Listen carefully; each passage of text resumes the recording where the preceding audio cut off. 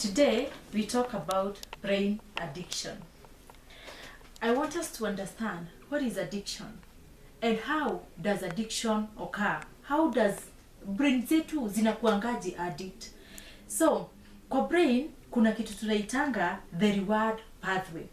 The reward pathway, its purpose is to reward your brain every time umefanya jambo ambalo limefurahisha brain yako. It rewards it by creating something we call a pressure chemical.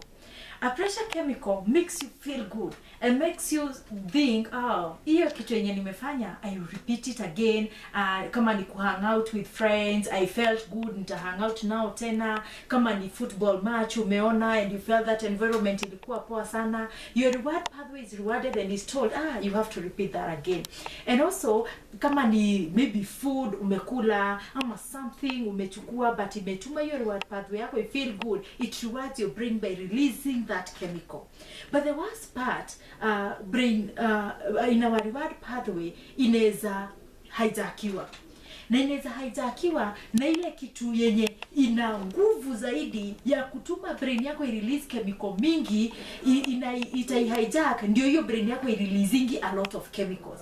So some of the things zenye zina hijacking our reward pathway ni addiction hizi zenye tunasemanga ni addiction kubwa kubwa, sababu kuna addiction kidogo kidogo kama za food, kama za phone, kuna za chatting, things like that. Kuna addiction kidogo kidogo, but there are these high addictive activities, like for example taking drugs.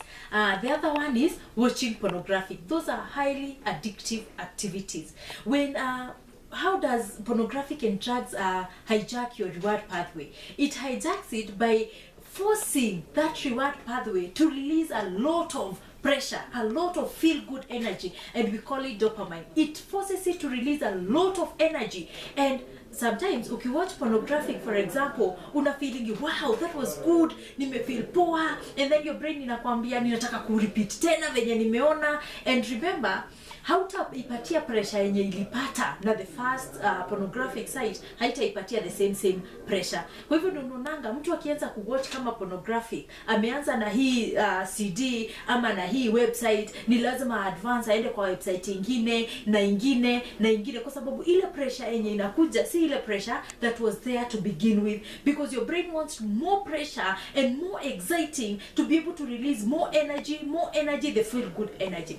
The same case happen with using drugs. Sometimes when you maybe for example starting to use weed or cocaine or any other type of drug of your choice, ukianza kutumia inasaidianga brain yako ku release that energy mingi sana. Brain yako ina release your energy, and at the end of the day you're feeling I feel good, and that's what we call the feel good of the drug or the feel good of the pornographic.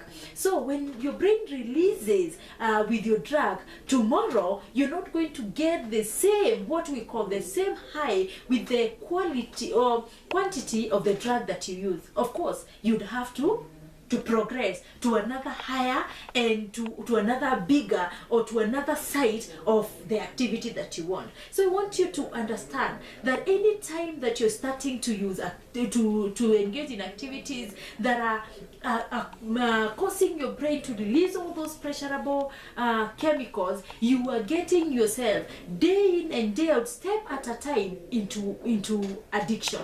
Because the deeper you're going into the pornographic website, the deeper you're going into drugs, and the deeper you are getting into your path. Stay tuned. Kila Wednesday tutaongeanga about addiction and more of these topics.